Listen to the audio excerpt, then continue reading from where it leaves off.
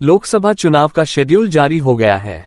चुनाव की शुरुआत अप्रैल से होगी जो जून तक चलने वाली है।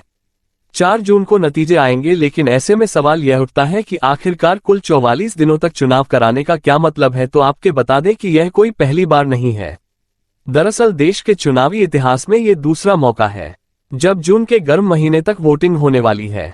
1951 से 52 में पहले संसदीय चुनाव के बाद दूसरी सबसे लंबी अवधि वाले चुनाव इस साल हो रहे हैं। लोकसभा चुनाव का कार्यक्रम 44 दिनों का है, तो इतने ज्यादा दिनों तक चुनाव होने की कई वजह भी है। देश में पहले लोकसभा चुनाव 68 चरणों में हुए थे, जिसकी शुरुआत 25 अक्टूबर 1951 को हुई और यह 21 फरवरी 1952 को जाकर खत्म हुए। तो सवाल ये है कि क्यों जून तक चुनाव करवाने पड़ रहे हैं।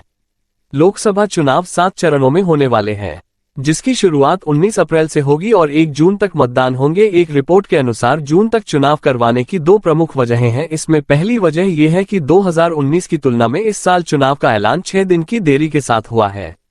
2019 चुनाव में तारीखों का ऐलान 10 मार्च को हुआ था। दूसरी वजह यह है कि मार्च और अप्रैल में होली, तमिल न्यू ईयर, बिहू और बैसाखी जैसे त्योहार हैं, जिनके लिए छुट्टियां रहने वाली है। चुनाव आयोग को इस बात का भी ख्याल रखना था कि नाम वापसी की आखिरी तारीख या मतदान के दिन जैसे जरूरी तारीखें त्योहार वाले दिन ना पड़ जाए।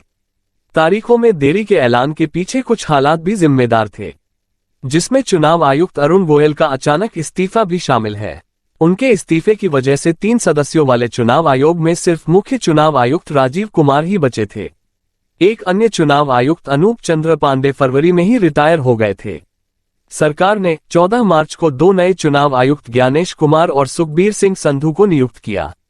उन्होंने 15 मार्च को कार्यभार संभाला और एक दिन बाद चुनावों की घोषणा की गई। तो कुल मिलाकर कहें तो बहुत सोच समझकर चुनाव 44 दिनों तक करवाने पड़ रहे हैं, वह भी जून की गर्मी तक। आप यह वीडियो सब्सक्राइब करें और बेल आइकन को दबाना ना भूलें। बाकी की खबरों के लिए देखते रहिए खबरवाला 24 न्यूज़।